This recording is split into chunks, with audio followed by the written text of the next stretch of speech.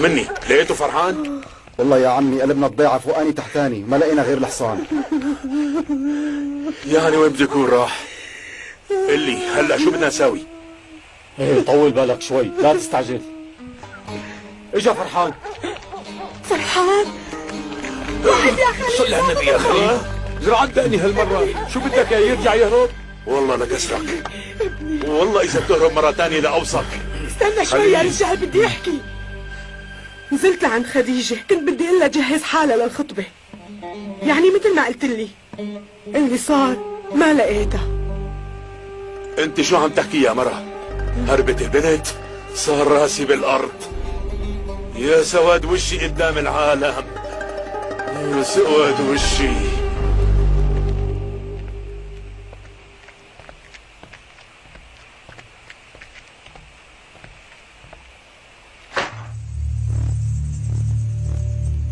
تفضل تفضل.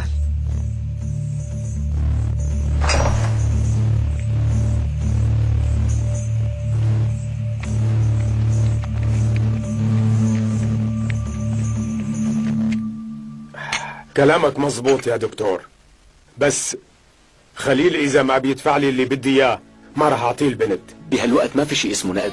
والله هذا الحكي مو مزبوط أبدا. هذا اللي نفذناه لما تجوزنا، هذا مو من عندي. طيب ماشي، بس أنت عم توقف بنصيب البنت. يعني هن الاثنين بيحبوا بعض، اتركهم يفرحوا بحياتهم. يا دكتور، الحب يلي عم تحكي عنه مو مهم أبدا، يعني هذا بيجي بعدين. أنا ما فيني أتخلى عن العادات يلي ربوني أهلي عليها، بدك تعذرني. إذا بدهم ياخذوا بدرية لابنهم لازم يدفعوا النقد. سيدي معك حق، بس أنا ما بفهم هذا الحكي.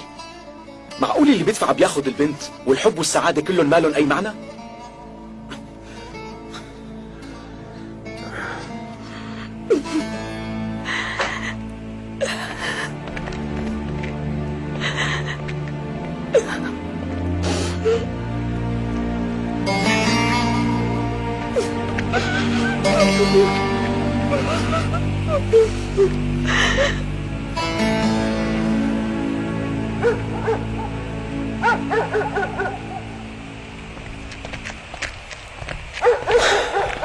طمني، شو قال لك؟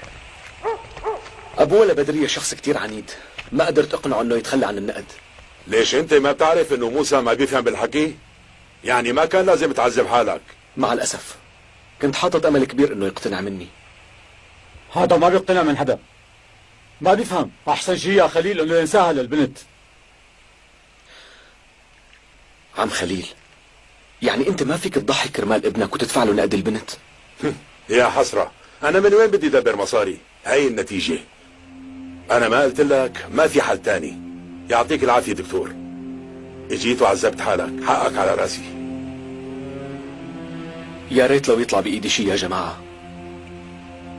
لو سمعت كلامي ما كان صار اللي صار. يعني لو جوزت خديجة الكل بعيش مرتاح، وخديجة هلا هربت وما بنعرف وينها، بس لاقيها رح جوزكم فورا، وهيك بكون أنا ريحت راسي.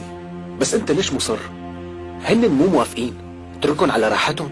انت ما بتعرف شيء، فرحان ما راح يتجوز غير خديجة، ولا انت بدك توطي راسي؟ لا تعذب حالك على الفاضي، عم تفهم؟ يعطيك العافية دكتور. انتوا لازم توقفوا معه، هالجوازة ما فيها خير. أنت خليك على جنب دكتور، هذا ابننا ونحن حرين فيه. الله يكون بعونك يا فرحان، مثل ما لك شايف مو طالع بإيدي ساوي شيء. بخاطركم. هالزلمة عم بيخطط لشيء. أنا متأكد إنه بيعرف شيء عن خديجة. أكيد البنت بضيعتها. مستحيل تكون رجعت. راسه لا، ما بكفي اللي صار من تحت راسك؟ يلا قوموا، بدنا نروح على ضيعة صارصو ونجيب العروس. طيب.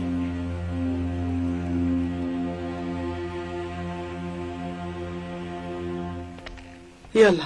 لا تاكل هم أبدا، أنا وأمك منساعدك. يلا حبيبي. يلا لشوف. يلا يلا لو تسمع الحكي اللي قال لي اياه الدكتور، قال شو بحبوا بعضهم، اكيد هذا الزلمه مجنون. بتروحي بتقولي لبنتك اذا بتطلع برات البيت بدي اكسر لها رجلها، هذا يلي كان ناقصنا، وهي خلصت. مرتاح هيك احسن؟ يلا نام. يسلموا أبي، هيك أحسن بكتير. روح الله يرضى عليك ويكون بعونك. آمين. شوف بكره ابوك شلون بده يجوزك، لا تاكل هم ابدا. انت بس استناني شوي، بجوز اختك بعدين انت. رشا؟ شو عم تسوي هون هاي البنت؟ شو جاي تسوي عنا يا خرابة البيوت؟ بابا ببوس ايدك تسمعني، لا تغصب بدرية على الزواج، وهي انا جبت لك مصاري، اتركها تاخذ يلي بتحبه، لا تخرب لها عيشتها. انا مو بحاجة مصرياتك ابدا، يلا نقلعي من هون. المصاري قال روحي من وشي احسن ما اقتلك. انا هلا شو انا بدي ما اقول عندي له؟ بنت مثلك، انقلعي من بيتي. يلا وليه؟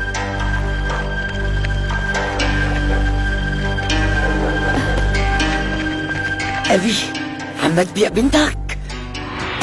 نقلعي من قدامي. مشان الله صار الشر. يلا نقلعي من بيتي، روحي الله يغضب عليكي.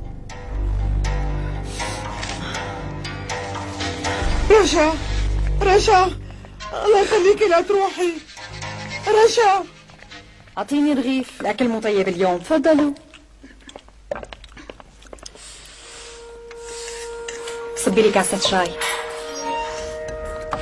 صار فيكم تطلعوا لبرا. شبهها؟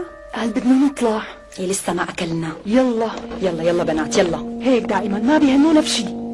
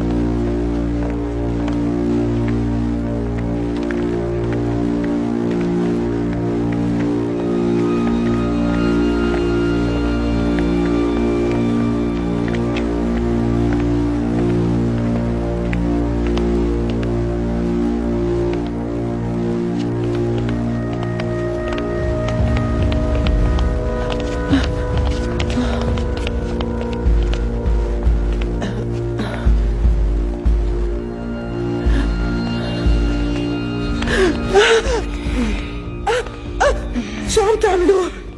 يلا شوفي شغلك معه. لا صار لازم نخلص منك، وجودك عم يضايقنا كثير. شو عم تعملي وليه؟ خديهن على مكتبي. بدي هالمرة. يلا.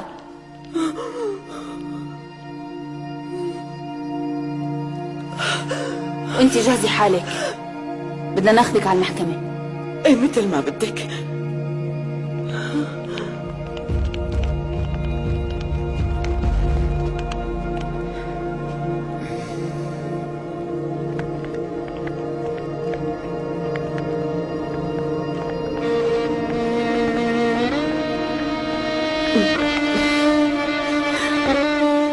ليش هيك عملتي؟ وقعتيني بكمين ورديتي رجعتي انقذتيني، ليش؟ أنا عم رد المعروف يلي قدم لي إياه جوزك، هو كمان أنقذ حياتي. عرفتي السبب؟ وقت تشوفيه وصلي له هالحكي. إيه؟ سليمان عن جد عايش ما هيك؟ إيه عن جد، جوزك لسه عايش.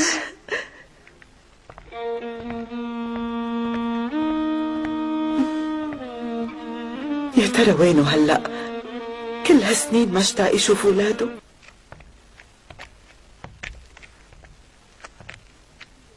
شو صار معك؟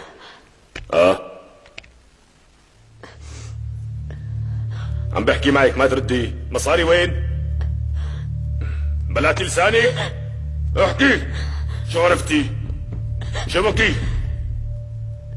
يلا احكي. زيدان، شو في؟ رشا عطت المصاري لأهلها. شو عم تحكي؟ هيك عملت؟ قومي وليه؟ نقلي.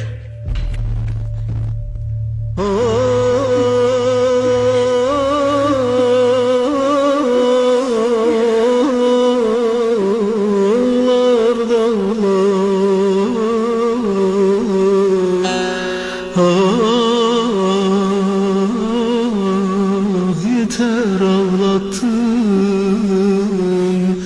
beni.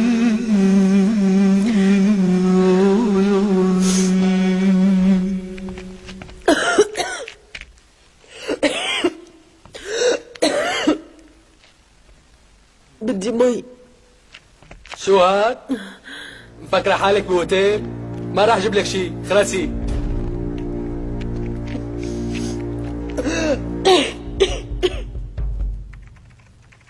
أنا ما عملت شيء يا حضرة القاضي، ما كان هدفي حاربكم. انضميت للتنظيم مشان بنتي، مشان انقذها من الإرهابيين. والله هي ما أنا مثلهم، أصلا هن خطفوها مني وأخذوها على الجبل. صدقوني بنتي بريئة، ما عملت شيء، وأنا كل طلعتي على الجبل مشان جيبها من عندهم. المصيبة إني ما قدرت أعمل هالشي، كله بسبب الدواء اللي عم يعطوها إياه.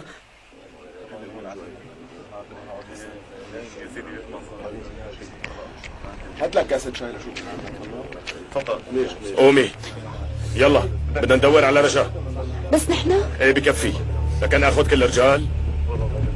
يلا اسمعي شو بدي لك، ما بدي حدا يضرب بهالقصة، ماشي؟ ايه فهمت. انا برجيها وانت كمان طلعتي خاينة. بتصدق انه بنتي ما عرفتني؟ مثل ما قلت لك هاد كله من الدواء. الله لا يوفقهم، وصلوها لمرحلة الإدمان عليه. ما عملت شي غلط. بدي أسألك، لو كنت بمحلي شو كنت رح تعمل؟ لك هي بنتي، كيف ما بدك يعني روح على الجبل وحاول انقذها؟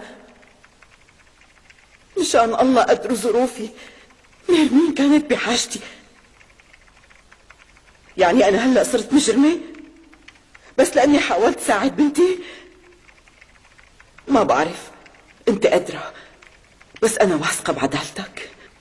محكمة.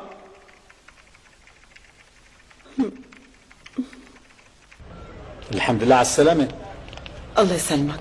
لهلأ ما عم صدق، أخيرا قدرت أخلص من هالمصيبة. أنا كنت واثق من براتك. ما رح أنسى وقفتك جنبي، بخاطرك صار لازم روح. الله معك خالتي. تسلم.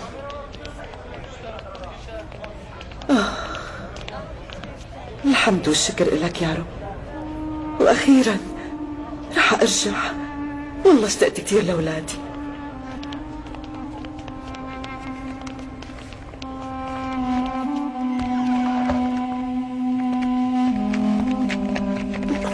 دكتور طارق. خير ديالا، صاير شي؟ قرايبين خليل آغا عنا بالضيعة، عم ندور على خديجة بكل قرنة. ما حيلاقوها، لا تخافي. مختار، بدنا اياك تساعدنا. خليل آغا قال لي اسألك لأنه أكيد بتعرف وينها. بتسلم لي كثير السلام على خليل آغا، كان بودي ساعدكم بس والله ما بعرف وينها. قبل فترة كنت شوفها كثير هون، بس بعد موتة جوزها ما عاد تبينت. طيب إذا عرفت شي خبرنا دغري. ايه ولا يهمك، رح دور عليها. بالسلامة. ايه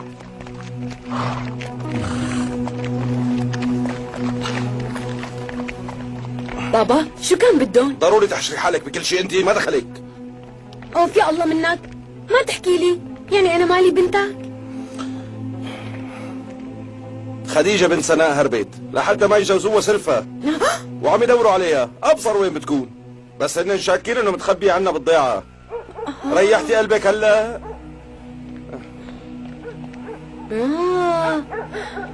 شو بكي وليه؟ هلا عرفت مين بتكون هديك. العمى معقول؟ لك عمي عم تحكي يا بنت؟ ليش هيك عم طلع فيي؟ احكي بقى. انا بعرف وين خديجة متخبية بابا. ايه امي، اعطيه المصاري للشاب اللي بيحب بدرية. طالما ابي ما عم يرضى ياخدهم، هو بيعطيه اياهم على اساس انهم تبعاته، وهيك بتنحل المشكلة. الله يرضى عليك يا بنتي، ان شاء الله يا بنتي اتركي هالشغلة ورجعي على البيت. هذا الطريق ما في منه رجعة، يلا صار لازم امشي. برضاي عليكي لا تروحي على الجبل، والله ما صدقت انت رجعتي لنا. قلت لك ما فيني، اصلا الحق عليكي وعلى ابي، انتوا يلي وصلتوني لهون. ما رضيتوا اتجوز الشاب يلي بحبه.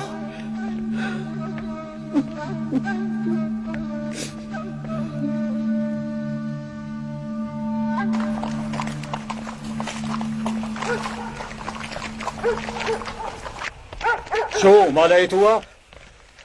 والله ما لها اثر بكل الضيعة. ما حدا شافها لخديجة. ما لها هون، خلونا نرجع. فرحان معه حق. ايه يلا راجعين. ايه ممدوح ممدوح، ايه شو في؟ لوين رايحين؟ استنى شوي. خير مختار. استنى لا تروح.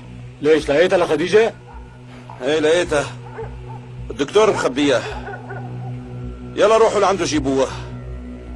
يلا امشوا على المستوصل. قوام يلا. يلا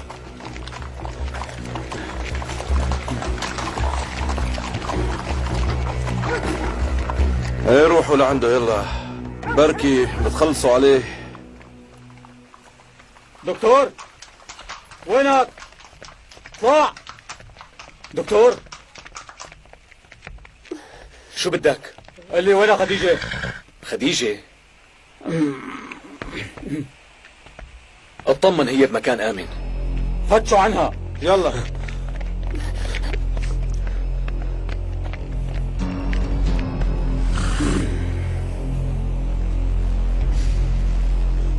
ما لقينا حدا شو ابدا. احكي بالذوق احسن لك، انا بعرف انه انت مخبيها لخديجة. احكي وينها؟ انا ما حقول لك، روح دور. انت شو مفكر حالك؟ ايه واعد هيك؟ احكي. وقف لا خليني اقتلها. وينها خديجة؟ انا خبيتها لخديجة. وين احكوا لها؟ طولوا بالكم، حرام عليك، ليش عم تعملوا هيك؟ انتوا مالكم اوصياء عليها لتجوزوها. هلا انت بدك تعلمنا يا ولد؟ انا مالي ولد، فهمت؟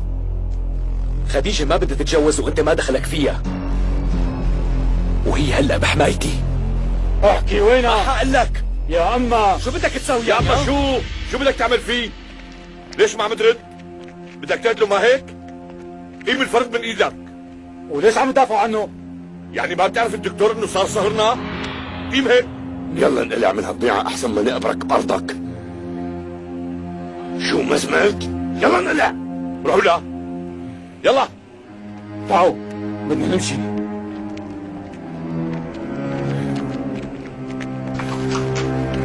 صار لك شيء؟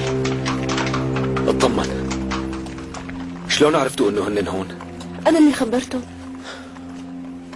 شكرا، لولاكن ابصر شو كانوا عملوا فيي. شبك انت صرت واحد منا. ولا يهمك، طول مو نحن هون ما رح يخلي حدا يأذيك.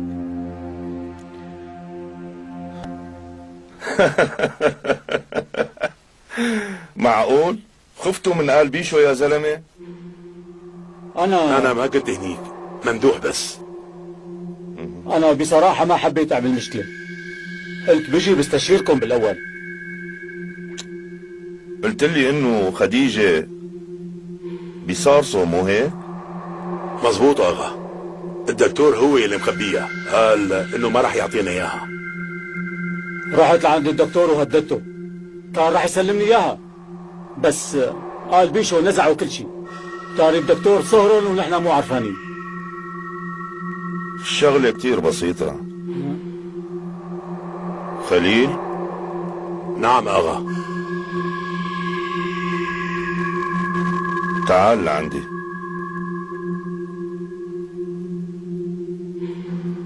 نعم آغا. كاع.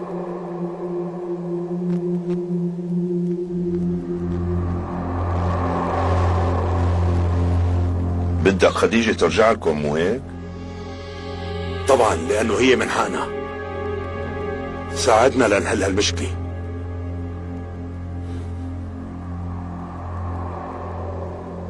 طيب انت مستعد تعطيها للتنظيم؟ ايه ليش لا، موافق. بعطيها للتنظيم، ما عندي مانع.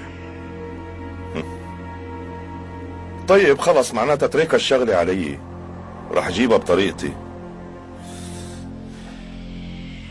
حميد، شو هالراعي اللي جايبه؟ مو منظف البيكة مثل العالم والناس. هلا وقت يرجع ببهدله. حميد اغا، حميد شو؟ اغا. مين؟ مين يلا هذا كمان؟ ابصر هلا بنشوف. واحد من الزلم عمر. خلينا نشوف شو بده. معلش خليك انت هون، انا بروح لحالي. السلام عليكم. وعليكم السلام، خير؟ معلمي يا عمر اغا بسلم عليك. التنظيم بعت لك خبر عن طريقه. شو؟ قال رح يقتلوا بنتك زينب اذا ما بتسلمه خديجه دغري، ماشي؟ خير يا حميد، شو في؟ بعدين بحكي لك. ها؟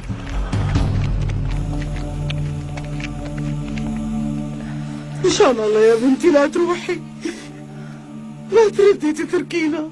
ما قلت لك انه ما بقدر؟ يلا روحي انتبهي على اخواتي. رشا، ان شاء الله ارجعي رشا.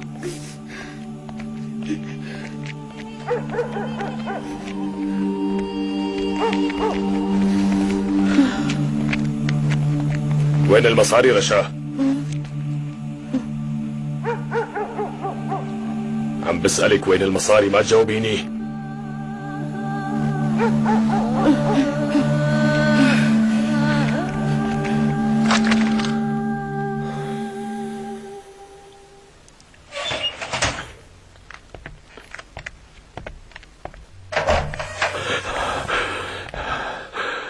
منيح لقيتك. صاير شي؟ لا عود. على مهلك على مهلك، لا تحكي شي. المهم صحتك، طول بالك. قال إذا ما بنسلم خديجة لبيت حماها التنظيم رح يقتل زينب يا ابني. ومين اللي قال لك هيك؟ واحد من رجال عمر اغا، الارهابيين هيك قالوا.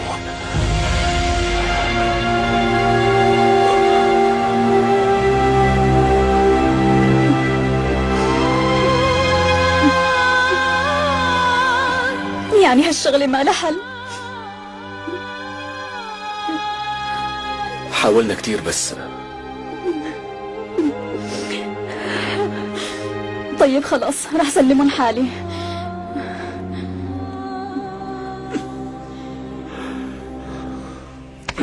قولي وين المصاري؟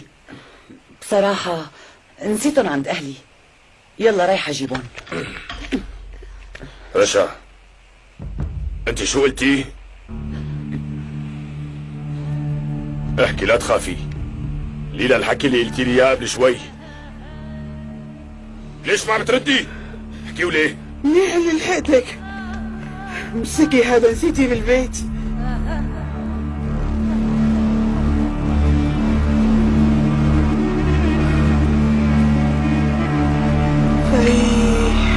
الحمد لله.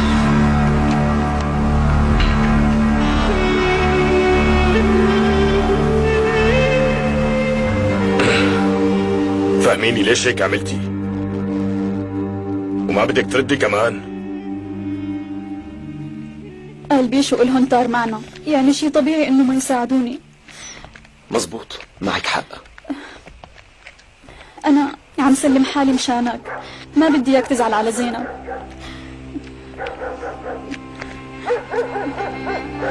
معقول عم تضحي بحالك كرمالي؟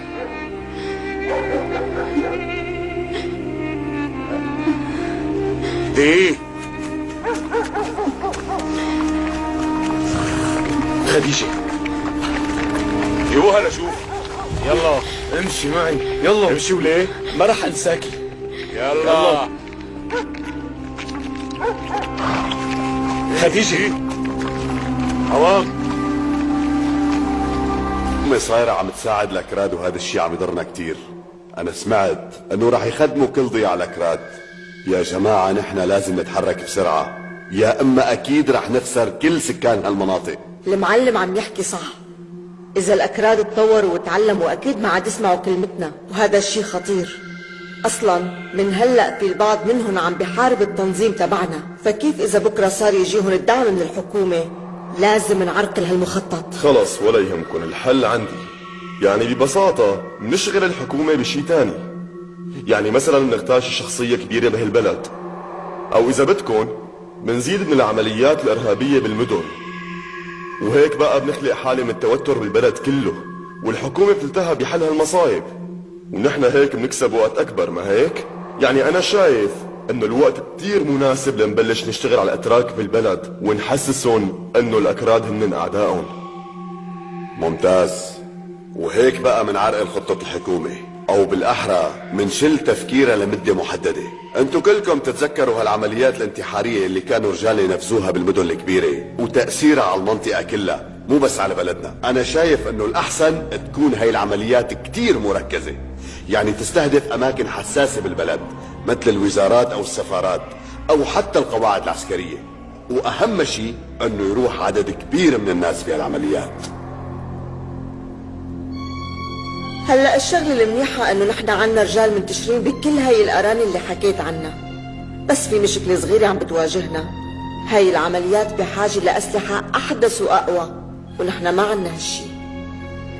ايه هي محلولة، لأنه بعد كم يوم رح ندخل شحنة جديدة من الأسلحة على البلد، وانتم بتتولوا مهمة توزيع هالأسلحة على رجالنا، ماشي؟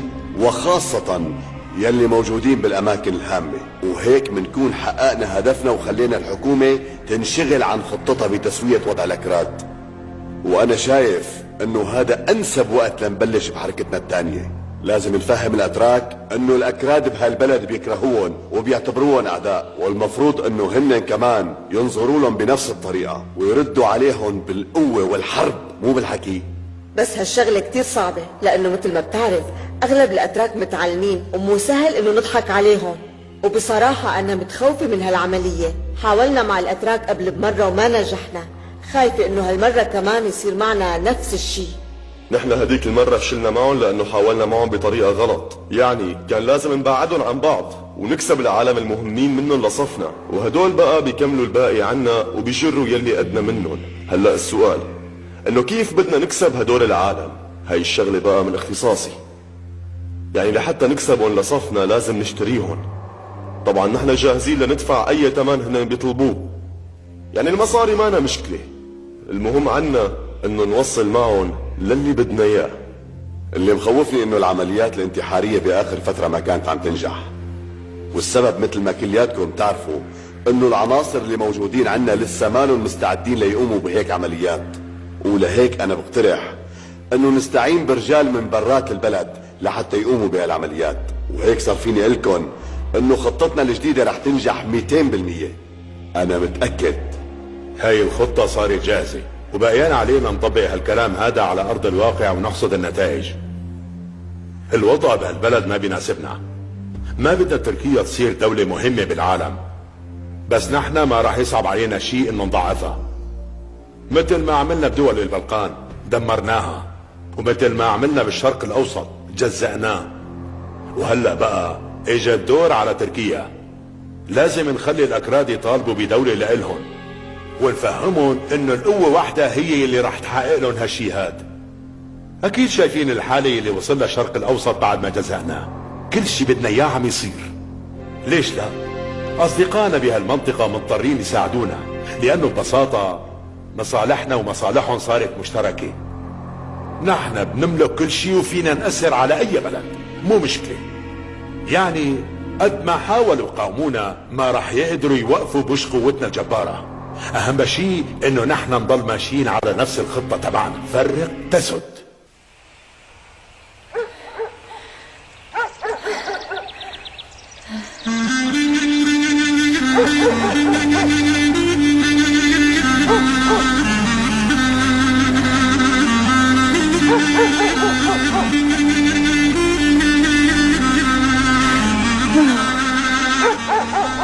ما عم صدق، واخيرا رجعت على طيارتي، واخيرا رجعت.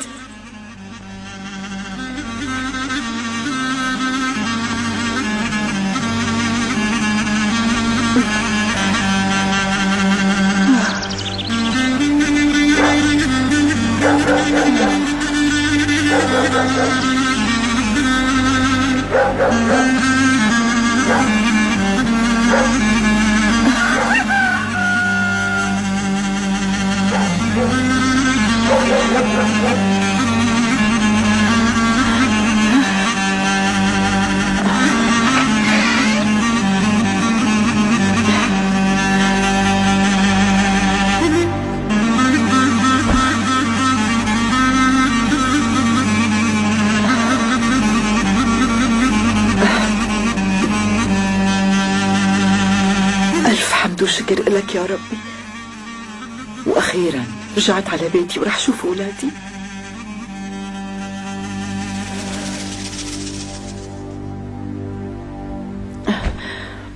ماما نرمين يا عمري، حبيبة قلبي، أمي خديجة حبيبتي، تقبريني إن شاء الله. ماما حسان شلونك يا ابني؟ أنا كتير اشتقت لك. اشتقنا لك ماما كتير. وأنا كمان اشتقت لكم يا أولادي، صدقوني اشتقت لكم كتير. وأخيرا نحن مع بعض. ايه ورح نضل مع بعضنا طول العمر. وأخيرا اجتمعنا. ايه وأخيرا الحمد لله اللي شفتكم.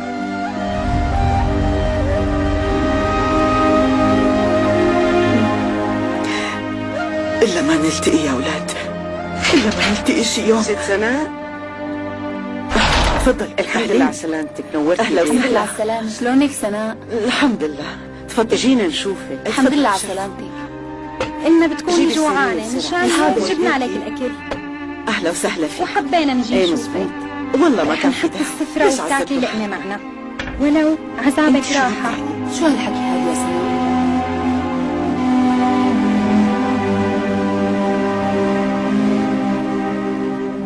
خير فضيلة، صاير شي بغيابي؟ لا ما في شي خالتي سناء. الحمد لله اللي رجعتي لنا بالسلامة. ايه الله لا يدوق على حدا. آمين. والله زعلنا عليكي كتير. ايوه منيح اللي طالعوكي من السجن ورجعتي لنا. ألف حمد وشكر لك يا ربي. ايه شو والله الحمد بهالك؟ لله. جرحتها وأنا بالسجن بس ما عم توجعني كتير. كنت ناوية أروح لعند الدكتور وارجي إياها. هلا بناخدك لعنده، بس كلي بالأول. تفضلي. يلا يسلموا. يلا بلشي يلا تفضلي. يسلموا إيديكم. انت نحفانة كتير يلا ولازم تفضلوا تقوي ناخد حالك. شو وين خديجة؟ أخذوها أهل جوزها. وهلأ شو بدنا نعمل يا ابني؟ هيك أحسن من شان زينب. وقعونا بفخ بشع، وخديجة ما لها أي ذنب. ونحن شو بدنا ببنت لسناء؟ تروح الله لا يردها.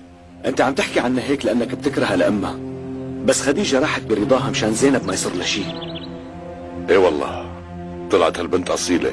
إيه بس هي ما في عندها حل تاني، شو بدها تعمل لحالها هون بالضيعة؟ مزبوط كلامك يا عم رشاد، بس نحن تركناها لهالبنت وحيدة. أنا بدي روح رجع. طارق ابني وين رايح؟ دكتور مو مضطر تجيب الوجع على راسك. دكتور طارق، امي تعبانه كتير، ممكن تيجي تشوفها اذا بريد؟ يلا جاي.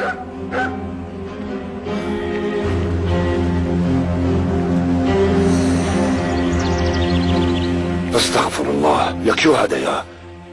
مو ناقصنا غير نساعد بنت لسناء. ايه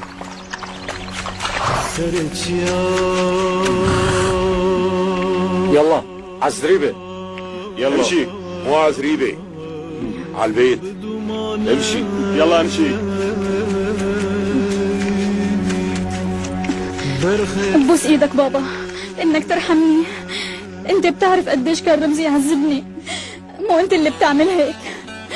قلبك طيب، اتركني ارجع على ضيعتي. الله يوفقك ويخليك. اسمعيني منيح يا بنتي، كل شي عم ساويه مشان مصلحتك، ومن هلا راح يتغير كل شي، واكيد راح تنبسطي. انا راح ضل جنبك، خلص طمني. خذي البنت وخليها ترتاح. بوس ايدك يا بابا. يلا تعي يا بنتي. يلا يلا تعي. لا تظلمني. فوتي يا بنتي عدي هون. يلا ارتاحي. امي الله يخليكي ويطول عمرك. انت احكي مع عمي الله يخليكي. يا بنتي ليش هو اللي يسمع مني كلمة؟ امي الله يخليكي ساعديني. امي ليش سكرتي الباب؟ افتحي لي.